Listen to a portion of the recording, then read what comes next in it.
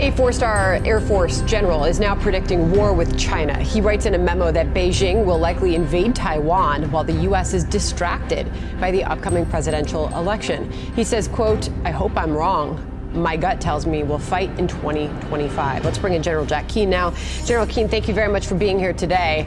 That's a pretty big warning that he's putting out there, saying that we'll be at war with China in 2 years, telling the officers that he commands in this memo in which he made this prediction to get ready to prep by firing, quote, a clip at a target and aim for the head. Do you agree with this prediction? Well, we don't know for sure whether this is imminent or not, because it's subjective analysis, to be sure. And listen, we're at peace, relatively speaking, and it's the duty of commanders to prepare their troops for war. And I spoke in very direct, blunt language, like this general has, in preparing my troops during peacetime for war as well. This is an internal memo. I'm not sure he thought it was going to be publicized, but nonetheless, that's the motivation he has in doing it. Certainly in signaling an eventuality in a couple of years is what's gotten everybody's attention. We don't know whether it's imminent or not. I suspect it's not imminent, but I don't think that's the critical point. The real issue is that we don't have an effective military deterrence in place. And what am I talking about?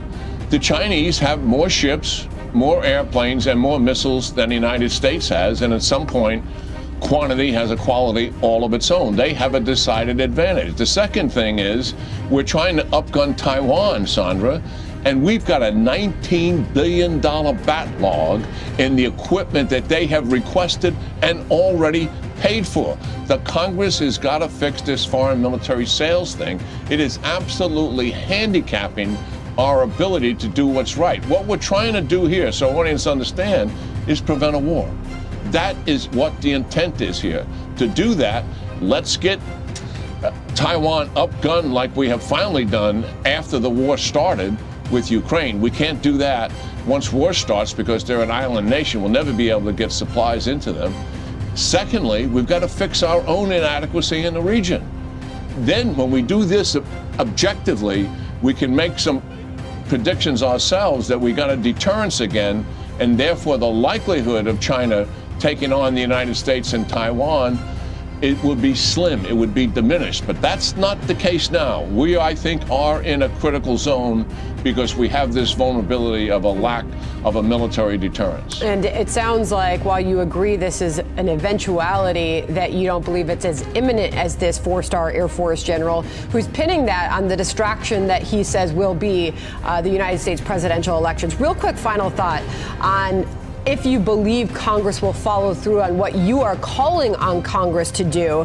When this general laid out goals for preparing, he included building a fortified, ready, integrated, and agile joint force maneuver team ready to fight and win inside the first island chain.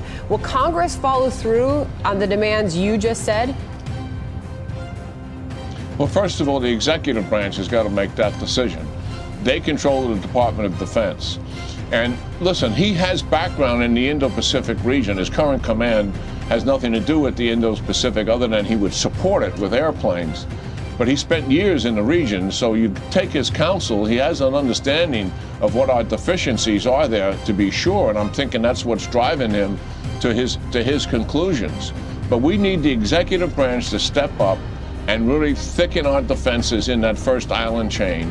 We need more ships, we need more airplanes, we need more land forces that control and influence the major navigation routes in the region. And as I said before, we absolutely have to upgun Taiwan. If we've learned anything from Ukraine, we didn't deter Ukraine, we didn't deter the Russians by having the proper amount of equipment in Ukraine. And as a matter of fact, they saw it as an advantage. And we've done commendable work obviously since that time, but it's a major lesson. Yeah. Let's get the stuff into Taiwan now to prevent China from even thinking about taking this kind of action. We hear the urgency from you. General Jack Keane joining us now. Thank you very much, General.